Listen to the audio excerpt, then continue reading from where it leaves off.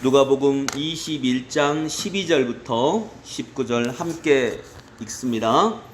이 모든 일 전에 내 이름으로 말미암아 너희에게 손을 대어 박해하며 회당과 옥에 넘겨주며 임금들과 집권자들 앞에 끌어가려니와 이 일이 도리어 너희에게 증거가 되리라. 그러므로 너희는 변명할 것을 미리 궁리하지 않도록 명심하라. 내가 너희의 모든 대적이 능히 대항하거나 변박할 수 없는 구병과 지혜를 너희에게 주리라. 심지어 부모와 형제와 친척과 벗이 너희를 넘겨주어 너희 중 몇을 죽이게 하겠고 또 너희가 내 이름으로 말미암아 모든 사람에게 미움을 받을 것이나 너희 머리털 하나도 상하지 아니하리라. 너희의 인내로 너희 영혼을 얻으리라. 아멘. 잘 주무셨어요? 오늘도 하나님의 복을 넉넉히 받으시는 하루가 되시기를 소망합니다. 도시 속에서 불황자들, 노숙자들, 가난하고 어려운 사람들을 돌보는 목사님의 말씀을 들은 적이 있었습니다. 그들을 살피고 돌보고 그런 과정에서 낙심할 때가 너무 많다고 하셨습니다. 그 말을 들었을 때 이해가 되죠. 예, 정말 낙심할 때가 많잖아요. 그렇게 돌보아 주셨는데 아무 소득이 없이 도망쳐 버릴 때도 있고 9가지 일을 잘 해주었는데 한 가지 일 때문에 섭섭하다고 하면서 쌍소리를 하면서 싸움을 걸어올 때도 참 많다고 하셨습니다. 또 가정을 돌보지도 못하고 그들을 위해서 나름대로 애쓰는데 그들에게 돌아오는 반응들이 언제까지 이 일을 해야 될까라고 하는 감당할 수 없는 낙심함이 몰려올 때도 정말 많다라고 말씀을 하셨습니다. 그들로부터 받은 좋은 반응도 있지만 적방하장 같은 반응에 마음이 쓰라릴 때가 참 많다고, 그럴 때는 무너진다고, 나도 무너진다고 그렇게 얘기를 하셨던 걸 들었습니다. 그런데 여러분 그 심정 이해되시죠? 네.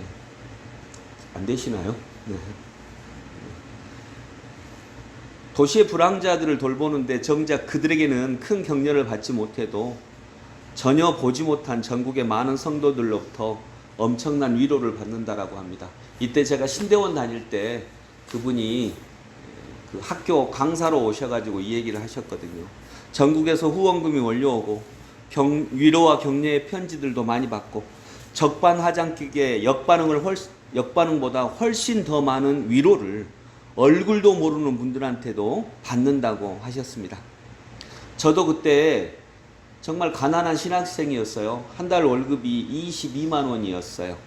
그런데 그때 그 단체를 후원했던 경험이 있습니다. 한 달에 무려 2만 원씩. 그때 저로서는 엄청난 금액이었거든요. 저도 그분의 얼굴 한번 본 적이 없습니다. 멀리서 이렇게 설교하실 때 본 적이 있고 개인적으로 본 적 한 번도 없습니다. 그렇지만 저도 그렇게 나름대로 후원을 했었던 경험이 있습니다. 그거 보면 전국에서 정말 많은 후원이 있었겠죠. 오늘 본문에는 주님의 이름으로 고난을 받고 미움을 받을 것이다 이렇게 말씀하십니다. 그러나 19절에는 이렇게 말씀하십니다. 너희의 인내로 너희 영혼을 얻으리라. 여기서 영혼은 생명, 목숨 이런 것과도 바뀔 수 있는 단어입니다. 미움 가운데 인내로 견디면 그 인내가 우리의 생명을 얻게 하실 것이라고 말씀하십니다. 신앙생활은 여러분 개인적인 것만은 아닙니다. 신앙생활은 함께 어우러져서 살아가는 가운데 해가는 것입니다. 그런 가운데 사람을 상대하면서 적반하장으로 나오는 분들로 인해 때로는 마음이 깨지고 아프고 미움을 받고 고난을 받을 때가 있습니다. 그러나 신앙은 또한 상대 세계에서 하는 것입니다. 몇 명의 미움을 받아도 한 번도 보지 못한 많은 사람들의 격려와 사랑을 받을 때도 있습니다.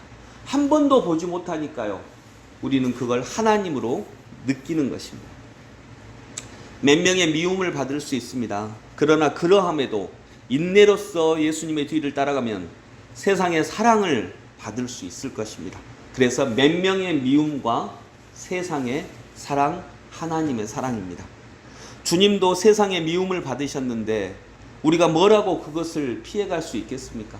우리도 하나님의 일을 해갈 때 반드시 미움을 받을 것입니다. 때로는 전혀 생각하지 못한 억울한 반응을 받을 때도 있을 것입니다. 상대 세계를 살기 때문입니다. 그런데 여러분, 그래서 보통은 우리가 나 혼자 하는 일은 열심히 하면 됩니다. 그렇죠.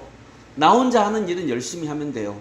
근데 상대를 하면서 하는 일이기 때문에 열심만으로는 부족한 것입니다. 그래서 열심의 세계를 더 넘어가야 되는 것입니다. 인내가 필요합니다. 왜냐하면 상식 밖의 일을 만나거든요. 전혀 생각하지 못한 반응을 만나거든요. 도와줬는데 오히려 그것을 오히려 미움을 받고 억울한 일을 만나고 그럴 수 있거든요. 도와주었는데 사랑했는데 싫은 소리 들을 수 있거든요. 여러분 그런 경험 있으시잖아요. 그게 상대 세계이기 때문입니다. 그래서 여러분 인내로 너희의 영혼을 얻으리라. 그래서 인내도 필요합니다. 열심만으로는 안 되는 이유가 그것입니다. 그래서 우리는 주님을 따라가는 게 필요합니다. 미움을 받을 때도 있습니다. 억울한 일을 당할 때도 있습니다. 전혀 듣지 않아도 될 말을 들을 때도 있을 것입니다. 없는 미움을 받을 때도 있을 것입니다. 그때 인내가 필요합니다. 너희 인내로 너희의 영혼을 얻으리라. 어려움을 당한 성도들을 돌보다가 저도 지칠 때가 있습니다. 그럴 때 여러분들이 생각하는 것처럼 저도 마찬가지입니다. 언제까지? 이게 무슨 소용이 있을까 하는 낙심과 아픔이 몰려올 때가 얼마나 많습니까? 여러분들도 그러시겠죠. 그러나 그로 인해 이 일과 아무 상관없는 하나님의 사람들의 격려와 위로를 만나고 그때 우리는 하나님을 느낄 수도 있는 것입니다. 앞에 이야기한 그 목사님께서 불황자들 도시에서 돌보는 목사님, 다른 선배 목사님, 대전에서 비슷한 일을 하시는 목사님. 근데 이분은 유명하기라도 해요. 후배 목사님은. 선배 목사님은 굉장히 오랫동안 그 일을 했는데 그 일이 커지지 않았어요. 대전에서 하시는데. 그래서 유명하지도 않아요. 후원도 훨씬 적고요. 근데 다른 그 선배 목사님이 오셔서 이런 얘기를 하셨답니다. 저도 거의 25년 전에 들었지만 지금도 기억나는 목소리예요. 그 선배 목사님이 오셔서 이제 후배니까 말을 좀 이렇게 그 얘기를 하고, 선배님 너무 괴롭고 힘듭니다. 이렇게 얘기를 하니까 그 선배 목사님이 그렇게 얘기를 하셨답니다. 야, 너는 네가 그냥 표현이 그렇습니다. 아마 이제 더 어떤 느낌을 주기 위해서 그 표현을 사용하는 것 같아요. 네가 그 노숙자들 살려주는 것 같지? 너는 네가 그 노숙자들 살려주는 것 같지? 네가 그 애들 밥 먹여주는 것 같지? 아니야. 그 애들이 너 밥 먹여주는 거야. 그 애들 때문에 너 유명해지고 그 애들 때문에 너 밥 먹고 너 이렇게 귀한 일 하고 그러잖아. 그 오묘한 진리를 깨닫습니다. 그래서 그 일도 우리에게 필요한 일입니다. 정말 그들이 그분을 살려주고 있는 것을 또 깨달았다라고 하는 말씀을 들었습니다. 우리도 마찬가지입니다. 그 일들이 우리를 살릴 것입니다. 그렇게 믿고 나아가는 하나님의 백성들 되시기 소망합니다. 기도하겠습니다.